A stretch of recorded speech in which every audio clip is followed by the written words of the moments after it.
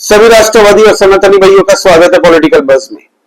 दोस्तों, दिल्ली के अंदर में आम आदमी पार्टी चुनाव जिस तरीके से हारी है, इसी साल में जो विधानसभा के चुनाव हुए हैं उसके बाद पूरी आम आदमी पार्टी साइलेंट मोड में चली गई। अरविंद केजरीवाल अपने साथ में मनीष सिसोदिया और सत्येंद्र जैन को पंजाब में ले गए। आपको बता दूं कि अब अरविंद केजरीवाल, गोपाल राय समेत आम आदमी पार्टी की कल जंतर मंतर के अंदर में रैली हुई है, जिसमें जितनी भी झुग्गी झोपड़ियां तोड़ी गई है दिल्ली में अभी हाल ही के वक्त में, वहां के लोगों को भी और आम आदमी पार्टी के कार्यकर्ताओं के सामने कई ऐसी बातें अरविंद केजरीवाल ने की है। आप कमेंट करके लिखिएगा कि ये देशद्रोह की श्रेणी में आता है कि नहीं। आप कमेंट करके प्लीज बताइएगा। आपको बता दूं कि भाजपा की सरकार अभी पूरे 5 महीने भी नहीं हुए हैं दिल्ली के अंदर में, लेकिन आम आदमी पार्टी की आतिशी मार लेना हो, सौरभ भारद्वाज हो, ये लोग कोई मौका नहीं छोड़ते। दिल्ली के अंदर में 2 घंटे कहीं पे इलेक्ट्रिसिटी भी चली जाती है तो ट्विटर पे ट्वीट करते हैं कि दिल्ली का हालत खराब कर दिया है भाजपा सरकार ने, कि दिल्ली के अंदर में 2 घंटे लाइट जा रही है, पानी भर जा रहा है। आपको पता है कि 5 महीने भी कंप्लीट नहीं हुआ, लेकिन जो लोग दिल्ली एनसीआर में रहते हैं उनको दिल्ली के अंदर में काम होते हुए दिख रहा है। अभी इस वक्त में दिल्ली के अंदर में पूरी दिल्ली से जितनी भी इलीगल झुग्गी झोपड़ियां हैं उसको तोड़ने का काम 24 घंटे चल रहा है। दोस्तों, दिल्ली हाईकोर्ट के आदेश पे, दिल्ली हाईकोर्ट के आदेश पे ये बात आप मत भूलिएगा। तो इसी के खिलाफ आम आदमी पार्टी ने कल जंतर मंतर के अंदर में रैली की, जनसभा की एक तरीके से, और लोगों को लिटरली अरविंद केजरीवाल और उनकी पार्टियों ने भड़काया, धमकी तक दे दी एक तरीके से दिल्ली की सरकार को कि अगर झुग्गी झोपड़ियां टूटना बंद नहीं हुई दिल्ली के अंदर में तो 40 लाख झुग्गी झोपड़ी वाले हैं, अगर वो इकट्ठा होकर सड़क जाम कर दिया तो फिर आपका सिंहासन भी हिलने लगेगा। तो ये अगर देशद्रोह का केस नहीं बनता इस पे तो क्या बनता है। अगर ये बात किसी आम आदमी ने कही होती, आप जैसे लोग, मेरे जैसे लोग ने, तो हमें तुरंत उठा लिया जाता, हिंसा का दर्ज केस होता कि हिंसा भड़काने की कोशिश की गई। तो अरविंद केजरीवाल जो कि लिक्विड स्कैम में बेल में बाहर है, मनीष सिसोदिया, सत्येंद्र जैन, ये लोग बेल में अय्याशी काट रहे हैं, तो इनकी अय्याशी भाई कब खत्म होगी, बेल कब कैंसिल होगा, कब लिक्विड स्कैम के ट्रायल आगे बढ़ेंगे, ये सवाल भी पूछना लाजिम बनता है। यही जो भाषण उसने दिया है अरविंद केजरीवाल ने, आप पहले तो ये भाषण सुनिए, उसके बाद में हम आगे बात करते हैं। इनका मकसद है, मैं एक बीजेपी वाले से, बड़े नेता से बात कर रहा था, वो बोला दिल्ली की सारी झुग्गियां तोड़ेंगे। इनकी प्लानिंग है दिल्ली की सारी झुग्गियां तोड़ने की। 40 लाख लोग दिल्ली की झुग्गियों में रहते हैं। 40 लाख लोग इकट्ठे हो जाओ। जिस दिन दिल्ली की सड़कों के ऊपर 40 लाख लोग आ गए, इनकी नानी याद आ जाएगी। आप लोगों की ताकत, आपकी एकता है, इकट्ठे हो जाओ। आज इस मंच से मैं चेतावनी देना चाहता हूं भारतीय जनता पार्टी को, या तो ये झुग्गी तोड़ने से बाज आओ, अपनी औकात में रहो, झुग्गियां तोड़नी बंद करो, नहीं तो आंदोलन होगा, इतना बड़ा आंदोलन होगा कि तुम्हारा सिंहासन। इसी जंतर मंतर से कांग्रेस गई थी, इसी जंतर मंतर से अन्ना आंदोलन शुरू हुआ था, जिसके बाद कांग्रेस को का सफाया हो गया। अगर तुम बाज नहीं आए, अगर तुम लोगों ने झुग्गी तोड़ना बंद नहीं किया, इसी जंतर मंतर से आज ये आंदोलन शुरू हुआ है। और आज मैं कह रहा हूं, अगर झुग्गी तोड़नी बंद नहीं की तो रेखा गुप्ता की सरकार 5 साल नहीं बचने, 3 साल से ज्यादा नहीं चलेगी रेखा गुप्ता की सरकार। सुना आपने?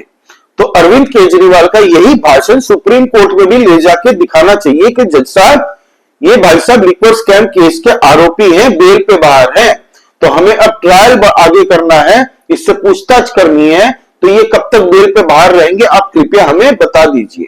क्योंकि सुप्रीम कोर्ट पे मैं ज्यादा नहीं बोल सकता, कंटेम्प्ट ऑफ कोर्ट भी लग सकता है ना भाई, भगवान से भी बड़े हैं सुप्रीम कोर्ट के माननीय मिलॉर्ड, तो इसके खिलाफ तो कुछ ज्यादा नहीं बोल सकते, नेता है इसलिए मस्त बेल पे बाहर है।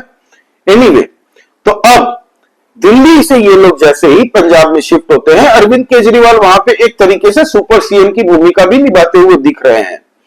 आपको बता दूं कि उसके बाद में अभी 5 महीने भी पूरे नहीं हुए भाजपा की सरकार को, एंटी करप्शन ब्यूरो ने 2 और नए केसेस पे जांच पड़ताल शुरू कर दी है। एंटी करप्शन ब्यूरो ने सबसे पहले क्लासरूम घोटाले के लिए मनीष सिसोदिया और सत्येंद्र जैन को बुलाया था और उनसे पूछताछ की घंटों तक। वो तो पहला राउंड था पूछताछ का। 2000 करोड़ का क्लासरूम जो घोटाला हुआ है उसको लेके एंटी करप्शन ब्यूरो और ईडी पैरेलली काम कर रही है। साथ ही साथ में अभी 4-5 दिन पहले मैंने वीडियो बनाया था, आपको बताया था कि किस तरीके से एक और नया स्कैम के लिए एंटी करप्शन ब्यूरो को अप्रूवल मिल चुकी है उस पर जांच करने के लिए, और इनिशियल जांच में एंटी करप्शन ब्यूरो को भ्रष्टाचार मिला है। और वो जो भ्रष्टाचार है उसका नाम है हॉस्पिटल स्कैम। उस पर मैंने जो वीडियो बनाई थी 3-4 दिन पहले, आप कृपया वो चेक कर लीजिए। उसमें पूरी डिटेल्ड है कि किस तरीके से हॉस्पिटल में स्कैम हुआ है, भ्रष्टाचार हुआ है। इसकी रिपोर्ट भी एंटी करप्शन ब्यूरो ने कहा कि हमें इनिशियल रिपोर्ट में यही मिला है कि इसमें भ्रष्टाचार हुआ है। तो उसकी जांच के लिए अब एंटी करप्शन ब्यूरो को दिल्ली एलजी की तरफ से अप्रूवल मिल चुका है। अब देखें कि अब गोपाल राय भी वहां पे थे, तो गोपाल राय भावनाओं में बह के कुछ ऐसी बातें कह गए दोस्तों जो उन्हें नहीं करनी चाहिए थी। ये लोग जोकर हैं, लेकिन भारत के खिलाफ बोलते थे ना अरविंद केजरीवाल, मैं तो अनार्किस्ट हूं। तो ये दोस्तों एंटी नेशनल की श्रेणी में अगर नहीं आता इनके बयान, तो क्या इस एंटी नेशनल की भाषा होती है मुझे नहीं पता। आप गोपाल राय की ये धमकी सुनिए। पूरे दिल्ली की पुलिस लगा देगा, पूरे भारतीय जनता पार्टी के नेताओं को लगा देना अगर दिल्ली की झुग्गियों को तोड़ोगे। प्रधानमंत्री के घर में घुस करके हम कब्जा करेंगे, इसका इंतजार रखना, इससे बगैर हम भागने वाले नहीं हैं। इसमें ये खुल के बता रहा है कि प्रधानमंत्री के घर में, आवास को भी हम कब्जा कर लेंगे अगर हमारी मांगे पूरी नहीं हुई, हमारी जो झुग्गी झोपड़ी तोड़ रहे हैं वो बंद नहीं हुआ दिल्ली के अंदर में। तो ये जितनी भी इलीगल बांग्लादेशी और रोहिंग्या है दोस्तों, उनके घर तोड़े जा रहे हैं, वो भी दिल्ली हाईकोर्ट के ऑर्डर्स के बाद में। तो गोपाल राय भी इसीलिए डरा हुआ है क्योंकि अब अगला नंबर डीटीसी स्कैम के ऊपर में जांच हो रही है ऑलरेडी, और उसमें भी anti corruption bureau, ED, CBI पूरी तरीके से अब लगने जा रहे हैं, क्योंकि इन लोगों ने सीएजी की सारी रिपोर्ट दिल्ली के अंदर में दबा के रखी थी। जैसे ही भाजपा की सरकार आती है, विधानसभा के अंदर में सीएजी की रिपोर्ट रखी जाती है और एक एक करके सारे भ्रष्टाचारों का खुलासा होना शुरू होता है। और उसी वक्त से दोस्तों हर एक डिपार्टमेंट ऑलरेडी सारे सबूत इकट्ठा करने में जुट गई है। हर एक डिपार्टमेंट की पैरेलली जांच हो रही है। क्लासरूम घोटाले की पूछताछ हो रही है, हॉस्पिटल स्कैम की अब पूछताछ होगी सौरभ भारद्वाज से और सत्येंद्र जैन से। लिक्वर स्कैम घोटाला हो, क्लासरूम घोटाला हो या फिर ये हॉस्पिटल स्कैम हो, तीनों में एक व्यक्ति कॉमन है, वो है सत्येंद्र जैन। इन पे मनी लॉन्ड्रिंग का केस भी लगा हुआ था दोस्तों, तिहाड़ में सालों भर ये काट के आए हैं, अभी बेल पे बाहर है। मनीष सिसोदिया भी बेल पे बाहर है, अरविंद केजरीवाल भी बेल पे बाहर है। और ईडी ऑलरेडी ये मांग उठा चुकी है सुप्रीम कोर्ट के सामने कि सर हमें अब ट्रायल शुरू करना है, लिक्विड स्कैम केस में पूछताछ आगे बढ़ानी है, तो कृपया आप थोड़ा इनका बेल कैंसिल करिए ताकि हम इनको यहां पे लाएं और इनसे पूछताछ जारी करें। तो इस पे भी अभी तक आया नहीं है कोई फरमान, आगे जैसे ही आता मैं आपको अपडेट करूंगा। लेकिन दोस्तों अरविंद केजरीवाल ने कल एक बात तो साबित कर दी कि ये जितने भी इलीगल बांग्लादेशी और रोहिंग्या दिल्ली के अंदर में बसे हैं ना, इनको सिस्टमैटिकली बसाया गया है। अरविंद केजरीवाल अपने वोटर्स की तरह इनको यूज करता था फॉर वोट बैंक पॉलिटिक्स। अब इसको डर सता रहा है कि दिल्ली के अंदर में ये हाल हो रहा है बांग्लादेशी और रोहिंग्याओं के साथ में, तो हमारे वोट बैंक पे खतरा है। और दिल्ली में तो अब आने वाले, आप यकीन मानिए, मुझे नहीं लगता कि आम आदमी पार्टी की सरकार कभी भी बनेगी, क्योंकि उससे पहले ही इनके नेता लोग सब जेल में सजा काट रहे होंगे। जितना 12 साल के अंदर में दिल्ली को इन लोगों ने लूटा है, जैसे ही साबित होता रहेगा उसी तरह से ये लोग जेल जाते रहेंगे। और दिल्ली की जनता आज की डेट में सब सच जान चुकी है, सीएजी रिपोर्ट जैसे ही आ रही है, उनको भी दिख रहा है दिल्ली के अंदर में, जो लोग दिल्ली एनसीआर के पास में आप लोग रहते हैं, आप लोगों को पता है कि दिल्ली के अंदर में काम होता दिख रहा है भाई। फिर वो चाहे सीवर का काम हो या फिर सड़क के ऊपर में, आपको पता है दिल्ली की सड़कों में जितने भी साइड लेन्स होती है, वो साइड लेन्स में भी इलीगल झुग्गी झोपड़ियां बना दी थी, तो वो सारी की सारी टूट रही हैं। दिल्ली के अंदर में सीवर का काम भी चल रहा है प्रॉपर तरीके से। सड़कें जो गली के अंदर में, छोटी छोटी गलियों के अंदर में जो टूटी खुदी पड़ी थी, जिनको कोई पूछता नहीं था, वो भी अब रिपेयर हो रहे हैं। जितने भी घर के बाहर में पार्क होते थे, वहां पे कूड़ों का ढेर लगा हुआ हो रहता था, वो भी, उनकी भी सफाई हो रही है। तो आज के दिन में दिल्ली के अंदर में काम होते दिख रहा है लोगों को, और इसी बात का डर अरविंद केजरीवाल की पार्टी को सता रहा है कि भाई इतना काम कर लेंगी भाजपा तो हमारा तो पत्ता कट जाएगा, और हमारी ऊपर में जांच पे जांच भी शुरू हो रही है, और झुग्गी झोपड़ियां भी तोड़ी जा रही है। इलीगल बांग्लादेशी और रोहिंग्या को जब भेजा जा रहा है, डिपोर्ट करा जा रहा है, तो भारत के अंदर में कुछ एनजीओ थी जिनको बड़ी तकलीफ हुई थी। प्रशांत भूषण जैसे लोग भी इसके खिलाफ आवाज उठा रहे थे, और इनके लिए वकील भी तैयार हो चुके हैं दोस्तों कोर्ट में, बांग्लादेशी और रोहिंग्या को जो डिपोर्ट कर रहे हैं उसके खिलाफ।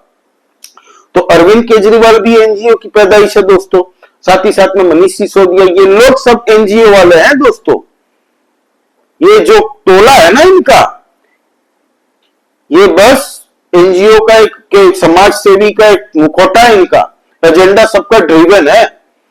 और ये जो कल भाषा उन्होंने यूज की है ना जंतर मंतर में, तो मुझे लगता है कि इनके ऊपर में सख्त से सख्त कार्यवाही होनी चाहिए कि किस औकात से तुम दिल्ली के अंदर में दिल्ली को जाम करने की धमकी दे रहे हो, और प्रधानमंत्री के घर के अंदर में घुस के हम कब्जा कर लेंगे।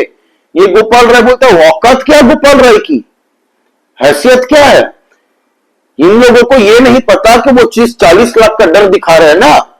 अगर भारतीय लोग, नेशनलिस्ट लोग अगर इनके खिलाफ में सड़क पे उतर गए तो इनका क्या हाल करेंगे, और फिर ये कहां कहां तक भागेंगे इनको भी नहीं पता। भारत है, एक डेमोक्रेसी है, जहां पे पूरी सिस्टम के अनुवाद ये लोग सड़क पे आग लगाने की बातें कर रहे हैं, नेशनल कैपिटल को। सोचिए ये कितना डेंजरस है। फिर इसके बाद में भारतीय जनता पार्टी के जो दिल्ली के प्रेसिडेंट हैं, उन्होंने भी एक बयान दिया है कि दिल्ली के अंदर में जब कोविड हुआ तब इन्हीं झुग्गी झोपड़ी वालों को छोड़ दिया था, बिहार वासियों को छोड़ दिया था बस स्टैंड में। लाखों बिहार वासी जो कोविड के दौरान में बस स्टैंड के फंसे हुए थे, बस स्टैंड में, उनको छोड़ दिया था कि तुम अपनी सवारी खुद ढूंढ लो, अपने हिसाब से जाना तो जाओ, केजरीवाल की सरकार कोई मदद नहीं करेगी।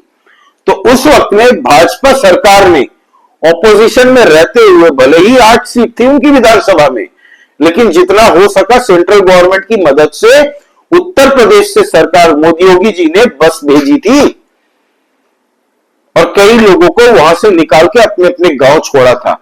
तो बिहार में भी आम आदमी पार्टी इस बार चुनाव लड़ने जा रही है। तो हर एक बिहार वासी जरूर ये सवाल पूछे कि हर छठी मैया के पूजा के वक्त में ये भाषण देते हैं कि हम यमुना तट में घाट बनाएंगे बहुत बढ़िया। आज तक हमारी माता बहनें, बिहार वासी जितने भी हमारे भाई बहन हैं, उनकी माताओं को झाग वाले पानी में, वो प्रदूषित पानी में उतरने पे मजबूर कर दिया था, और आज ये मसीहा बन रहे, दिखावा कर रहे हैं एक तरीके से कि हमें बहुत चिंता है झुग्गी झोपड़ी। कोई झुग्गी झोपड़ी वालों की चिंता इनको नहीं है, ये सब ड्रामा है, और ये बांग्लादेशी, इलीगल बांग्लादेशी और रोहिंग्याओं की चिंता है, सता रही है इनको। इनके वोट बैंक पे इफेक्ट पड़ रहा है, और अब इलेक्शन कमीशन भी जब छटाई करेगी, नई वोटर लिस्ट बनाएगी पूरे भारत के अंदर में, वो डर इनको अलग से सता रहा है। और यही वीरेंद्र सचदेवा जी ने कहा। आप कृपया वीरेंद्र सचदेवा जी की बातें सुनिए। झुग्गी वालों के नाम पर अरविंद केजरीवाल ने बुलाई, 11 बजे तक उसकी वस्तुस्थिति ये थी, और जोड़ तोड़ करके अपने किराए के टट्टुओं को बुलाकर वो जिस तरह के घरियाली आंसू बहा रहे हैं, तो अरविंद केजरीवाल को बताना चाहिए था कि जब कोविड में भारतीय जनता पार्टी की सरकार एक एक आदमी को बचाने का काम, उनके रहने का इंतजाम, उनके खाने का इंतजाम कर रही थी, उस समय यही केजरीवाल इन झुग्गी वालों को दिल्ली से भगाने की योजना बना रहे थे। अरविंद केजरीवाल को बताना चाहिए कि पिछले 10 सालों में उनने एक भी मकान किसी झुग्गी वाले के लिए बनाया था क्या? और नरेला में जो 50,000 मकान बने हुए थे उसे खंडर कर दिया अपनी जिद की वजह से, लेकिन इन गरीब लोगों को नहीं दिया। और आज जब दिल्ली की सरकार, भारतीय जनता पार्टी की, नरेंद्र मोदी की सरकार जलियांवाला बाग में, कालका जी में, कलिंगर कॉलोनी में और नरेला वाले मकानों को बनाकर दोबारा से झुग्गी वालों को देने की बात कर रही है, तो इन्हें तकलीफ होती है। सुना आपने दोस्तों, क्लियरली वीरेंद्र सचदेवा जी ने बिना लाग लपेटे कह दिया। दूसरी बात, अब मनजिंदर सिंह सिरसा जो कि कैबिनेट मिनिस्टर है दोस्तों, बहुत बड़े मंत्री है भाजपा के दिल्ली के अंदर में, और उन्होंने भी कैटेगरिकली कह दिया कि इलीगल बांग्लादेशी और रोहिंग्याओं के घर तो हम तोड़ेंगे, तुम्हारी औकात नहीं है रोक सको। ठीक है, तुम्हारा ये वोट बैंक है, तुम्हें अगर इतनी ही चिंता है केजरीवाल, तो अपने घर में रखो इनको। आप कृपया मनजिंदर सिंह सिरसा जी की भी बातें सुनिए।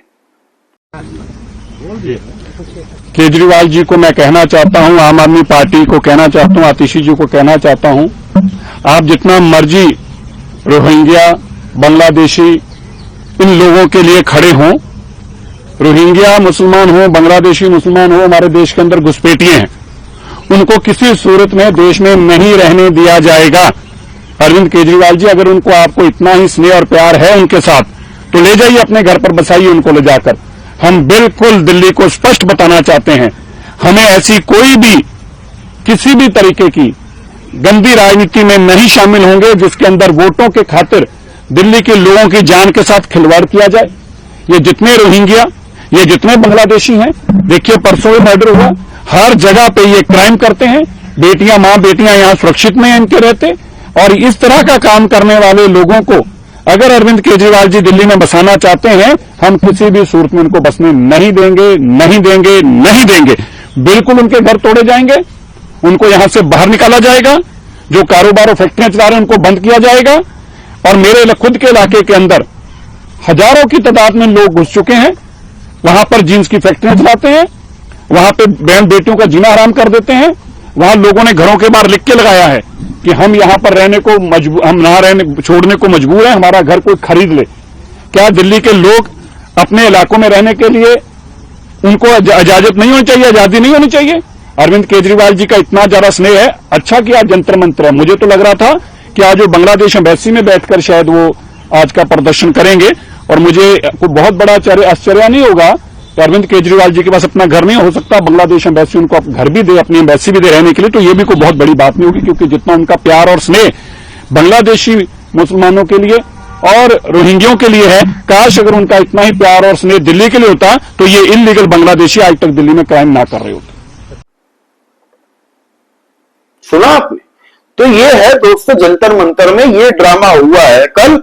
आप कमेंट करके बोलिए कि आपको क्या लगता है, जो अरविंद केजरीवाल की आम आदमी पार्टी ने भाषा यूज की, गोपाल राय जैसा 2 कौड़ी का चवन्नी छाप नेता जो ट्रांसपोर्ट मिनिस्टर दिल्ली में बना हुआ था, क्या औकात थी भाई उसकी, जो उसको ट्रांसपोर्ट मिनिस्टर बनाया, और वो आज प्रधानमंत्री के आवास में घुसने की बातें कर रहा है। तो ये अराजकता नहीं है, ये एंटी नेशनल स्टेटमेंट नहीं है, भारत विरोधी, भारत में हिंसा भड़काने की कोशिश नहीं है। तो ये क्या है, आप कमेंट करके बताइए प्लीज। लाइक कीजिए इस वीडियो को दोस्तों, सब्सक्राइब करिए इस चैनल को, नया चैनल है, आप लोगों की सपोर्ट की बहुत आवश्यकता है। हम लोग अगले वीडियो में मिलते हैं, प्लीज कमेंट करके बताइएगा। जय श्री राम, सभी सनातनी और राष्ट्रवादी भाइयों को जय हिंद, वंदे मातरम।